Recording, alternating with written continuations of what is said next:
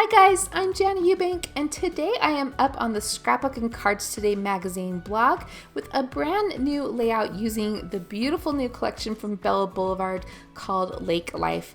Now recently my family and I went to a lakeside town to celebrate the last days of summer, and my photos match this collection perfectly. I'm so excited. In fact, I actually scrapbook a lot of photos from that vacation with this collection, so be sure to stay tuned to my YouTube channel to see those layouts in the near future.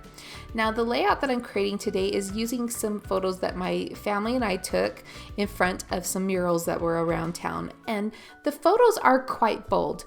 We took some photos in front of a sunburst mural, and they're very eye-catching. And so for this reason, I wanted to keep the background of my layout fairly simple because the photos almost act like embellishments in and of themselves. What's really great about the Bella Blvd collections is that they have lots of B-sides that are tonal, and they mix and match together so perfectly. You can treat them almost as solid blocks of cardstock, although they have a lot of interest to them because of those tonal patterns. So I decided to use the yellow check paper as my background because there's lots of yellow in my photos. However, I didn't want that yellow check right next to the photos, so I used more cooler colors to tone down the yellow of the photos. So I matted the large main photo with some navy blue cardstock by Simple Stories, and then I placed both of the photos onto a large block of that green dot paper. Now, of course, you know me, I love pattern paper. I've got to mix in some fun. So I grabbed this navy multi-floral piece and just added a 1-inch border to the top. I'm going to accent this 1-inch border of flower paper with a red scallop die cut border.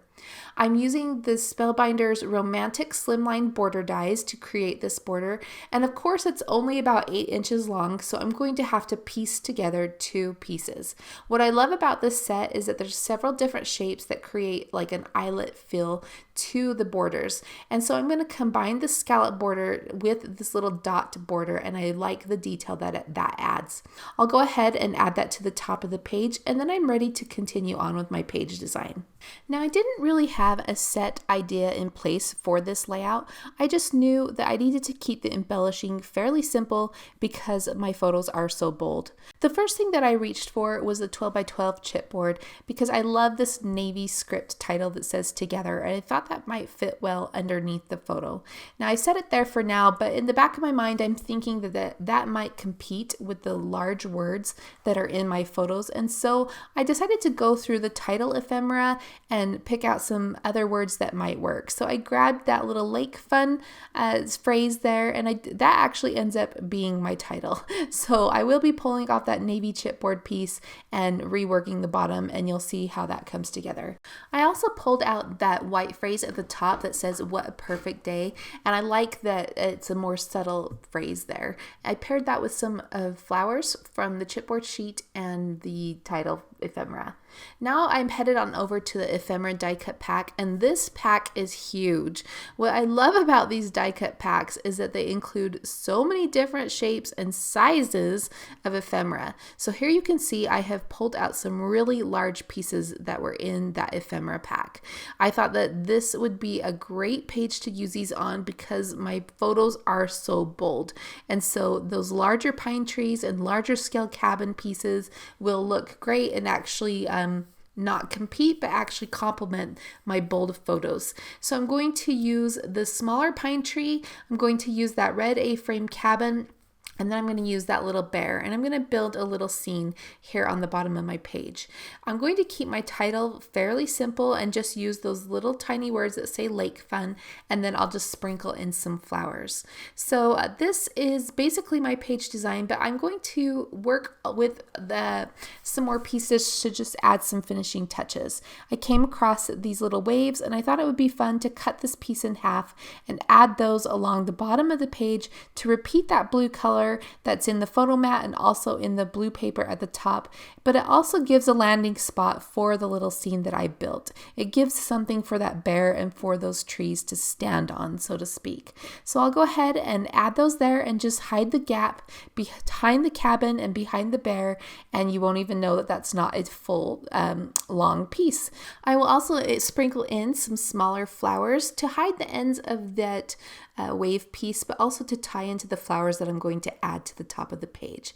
So speaking of the top of the page, let's go ahead and get that white phrase into place, and then I will combine together some chipboard and die cut flowers to create a flower cluster next to the white phrase. I wanted to put something in the top right corner of my photo as well, but again, I had to keep it subtle. I'm going to try out these hearts for a moment. I'll just set those there, but those do not end up making it to the final layout. I went back to the die cuts and found another wave piece and decided to add that in between the dark blue wave piece and the photo. It just kind of filled in that little gap, and I like the different colors of blue that adds. So I'm going to peel up a few of these die cuts and get this tucked in there. And I like that the waves aren't the exact same as far as their little scallops, widths. So it adds some variety and some fun there. I just used some undo to lift up these stickers, and which is really easy. It doesn't damage your paper. I really love that stuff. And then I'll add in that lake fun there. And then I thought I might add this little geotag piece to the right of the cabin, but it doesn't end up making it to the final layout either because I thought it was too close to my daughter's feet. However, now that I'm looking at it in this video, I actually like that it repeats the color of the green pine tree. So I think I might just add that back in. All right, so I wanted to add some leaves or some branches or something to those flowers at the top of the page. I wasn't quite sure, so I'm sifting through the die cuts again. As I do that, I find these little fireflies that I'm going to add to the bottom left or the bottom right corner of the main photo next to that title. That just helps the title to stand out a little bit. And then as I continue to sift through those ephemera pieces, I find these green leaves. I like those green leaves because again, they tie into the green color of the pine tree. So I'm going to go ahead and add those there. Now at this point, I realized that that the sticker sheet actually has a large red scallop border. And even though I super love the scallop border that I made, in fact, I end up using it on another layout that I'm going to be sharing soon, I decided to go with the larger red scallop border from the sticker sheet because I feel like the scale of it works better for this page. It fills the top of the page a little bit better, and then again, it complements those large, bold photos. So I'm going to trim off a little bit of the white edge on these green leaves just so they don't overlap the pattern as much, and then I'm going to get that into place. Now after I finished up this floral cluster at the top, I decided to switch out the bear. I had used all flat die cuts in that cluster on the bottom, and because I added some chipboard florals to the floral cluster at the top, I wanted to repeat that chipboard texture towards the bottom of the page. So I did use my undo again to take off that first bear that I used, and I added in the chipboard bear. I also like him a little bit better because he has a gingham check pattern to him, and I just think he's really cute with that pattern. It ties in with the background paper and it ties in with the red scallop as well. So I also decided to add another floral cluster to the top right corner of the photo. I think that works really well. I had to search around for some more leaves. As I did, the ones that were left were just a plain solid color, so I did trade out some leaves from the other cluster just to distribute the solid and the patterned leaves throughout both clusters. And then I add in that red berry branch just to bring in some red to that part of the page. I took this page over to my sewing machine and added a zigzag stitch along the top of that scallop border sticker, and then some straight stitching along the edge of the page. The last thing I did was add in some typed journaling, and then you can see that I also added in some clear gem stickers to accent the floral pieces, and then just to sprinkle in and fill in some empty gaps.